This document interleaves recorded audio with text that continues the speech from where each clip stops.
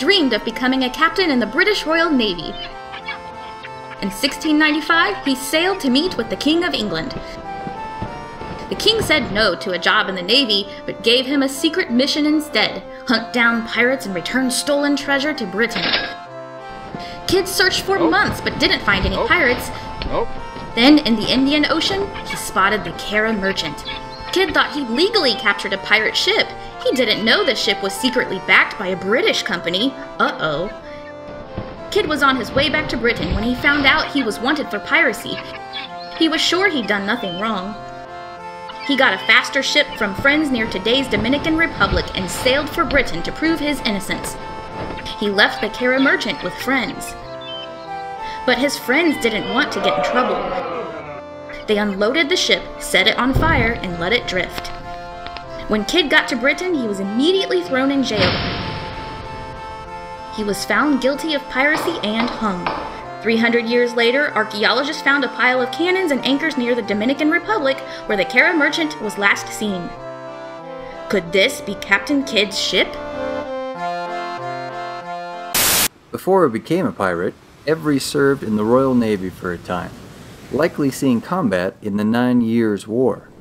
When he was discharged, he turned to slave trading along Africa's coast.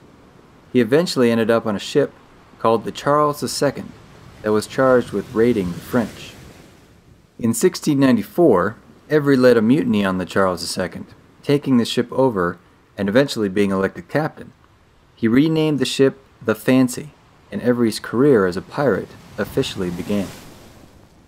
After plundering a number of ships off Africa, Every set his sights on a seemingly impossible prize: the flagship of a 25-strong Mughal fleet, the Ganji Sawai.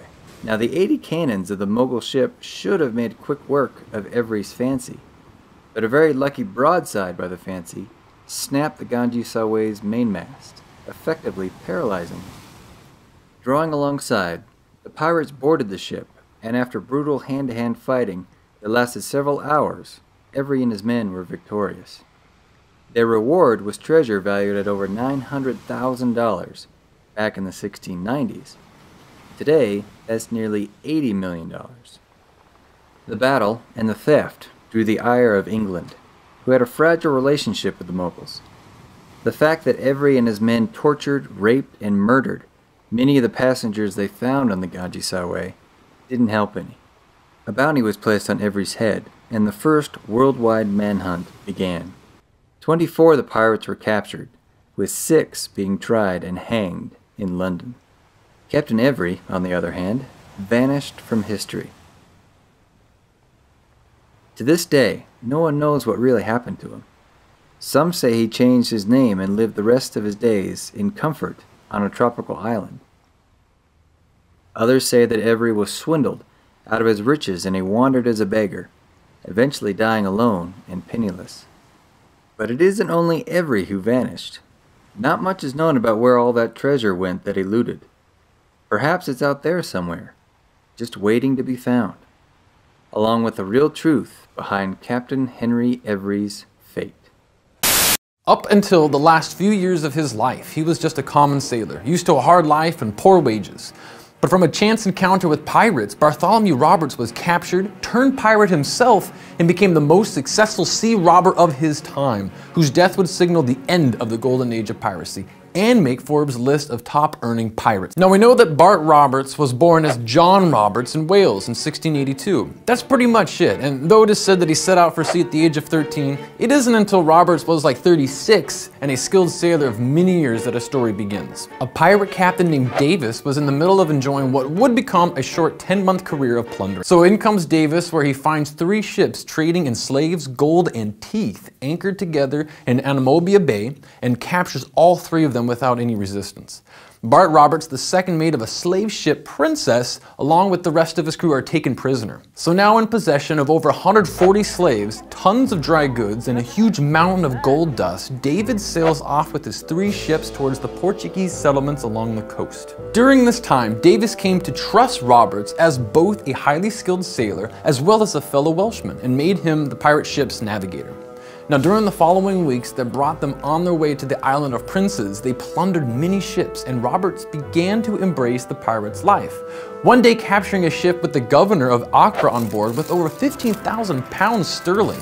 He probably remembered his £3 a month with no chance of promotion and realized that he could never go back. Once arriving at the island of Princes, they hoisted up the English flag and convinced the Portuguese that they were searching for pirates and were offered to come ashore as guests.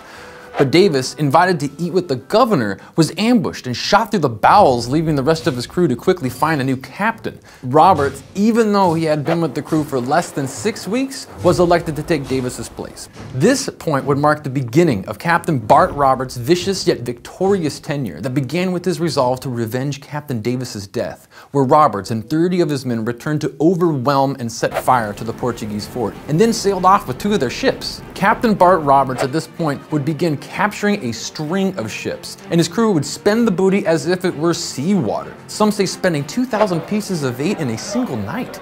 But soon the provisions were drying up, and so Roberts with 40 men detached from the crew to sail on a smaller sloop to capture a brigantine laden with supplies. But with a failed attempt, they returned to find their ship gone, under the leadership of a new captain named Kennedy, who along with others wanted to return home privately to spend their gold. So they form a new set of articles which Roberts made his men sign and swear to. These articles are what has become known as the Pirates' Code. During this time, the actions of Roberts and his crew crippled seaboard trade in the West Indies. Roberts set sail for Sierra Leone. By this time, he had managed to capture a man of war and had great success targeting slave ships, having heard that the 2 Royal Navy ships that protected the area, the HMS Swallow and the HMS Weymouth, had left and wouldn't return until the end of the year. But on February 10th, the Swallow had returned and had already destroyed a few of Captain Roberts' ships in the area.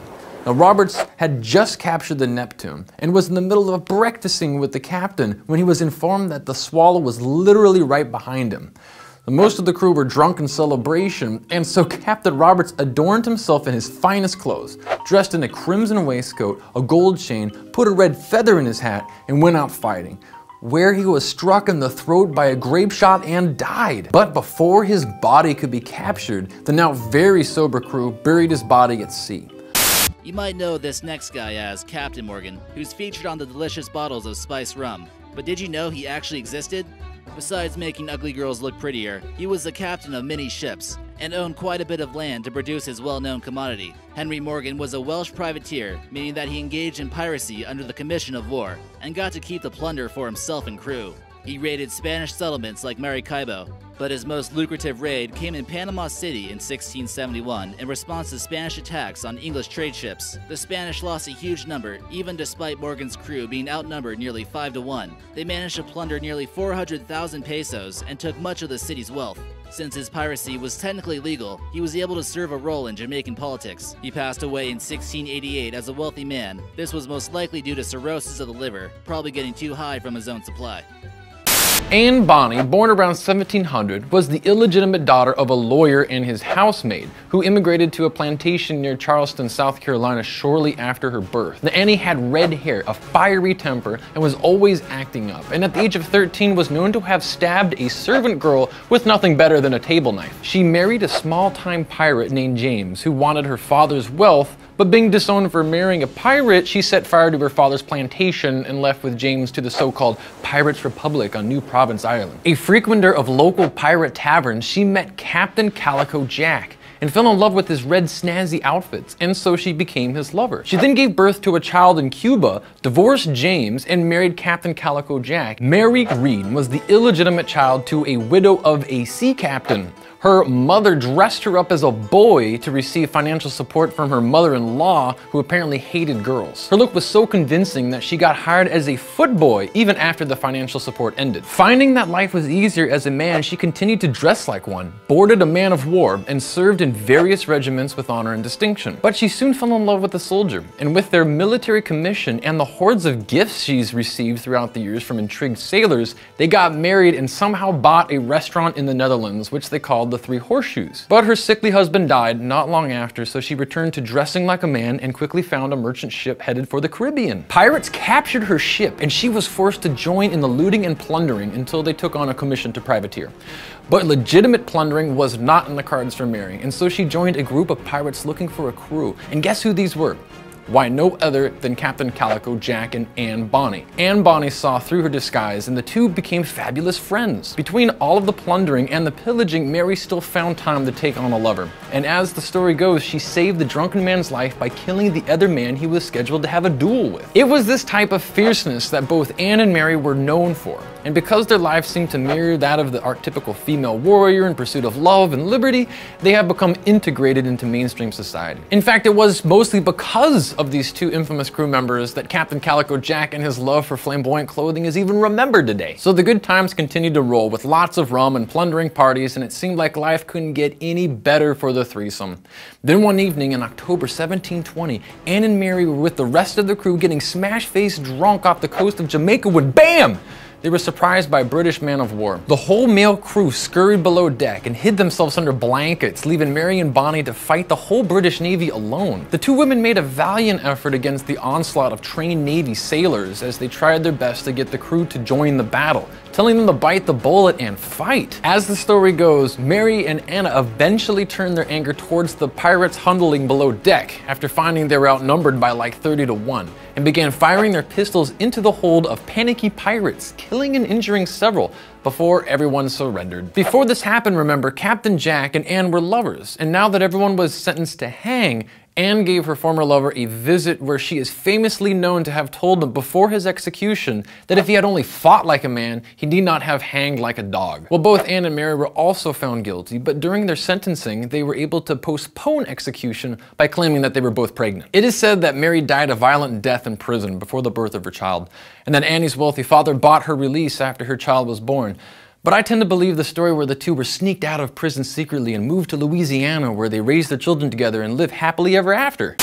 This French buccaneer cruised the Caribbean Sea during the 1660s and had a particular taste for blood. He wreaked much havoc on Spanish settlements and sacked the town of Maracaibo in modern-day Venezuela. And him and his crew breached the fort called San Carlos de la Barra that contained 16 cannons. He got the nickname the Flail of the Spanish for seizing a large amount of treasure from them. A little bit on the crazy side, Francois apparently enjoyed torture and was quite good at it. He was even accused of literally eating a Spaniard's heart, qualifying him as a certified cannibal. They then went on to San Antonio de Gibraltar and killed 500 Spanish soldiers. Despite them being outnumbered, they seized a large amount of treasure in the process. Rumor has it that karma got the best of Francois and he was eaten by a tribe of natives in present-day Honduras.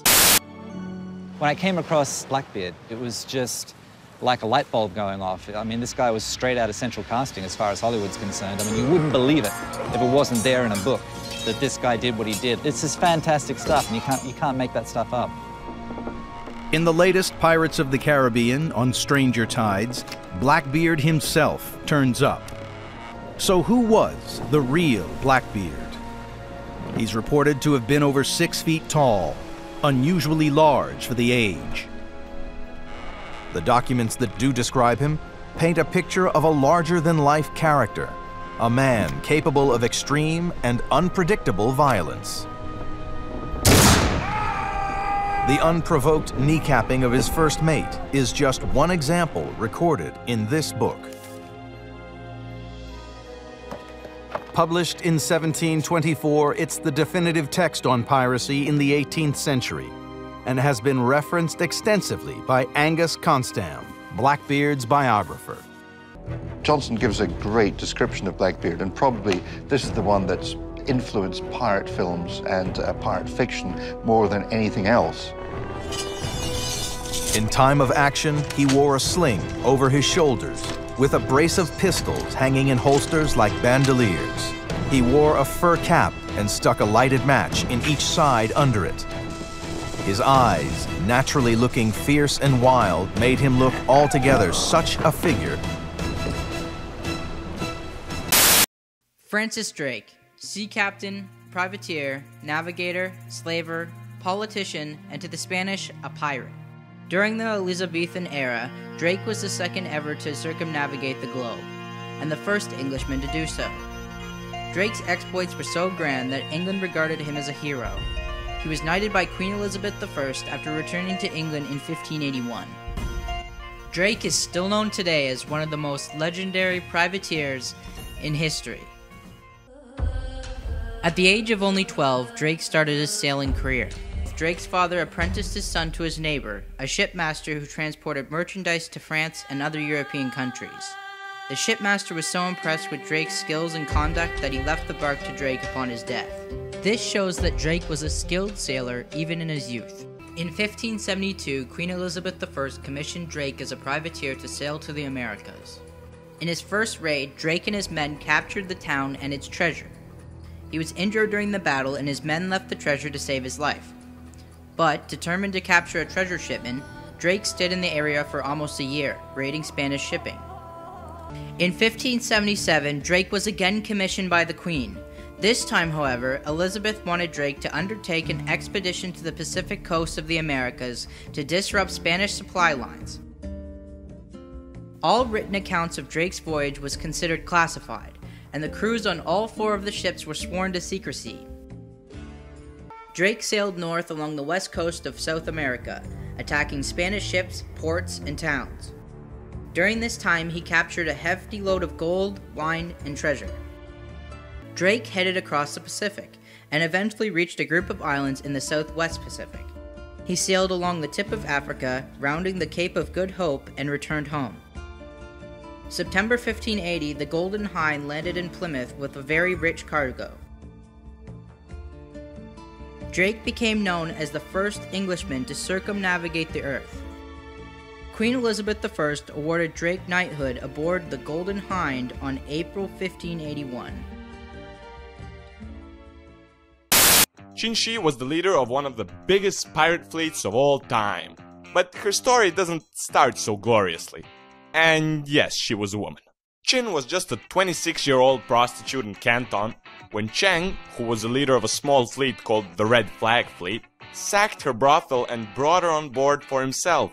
She accepted to marry him only if she was given an equal share of plunder and authority. With Ching at his side, Cheng made his 200-ship gang into a proper army of around 1,800 ships and 17,000 pirates ready to kick ass.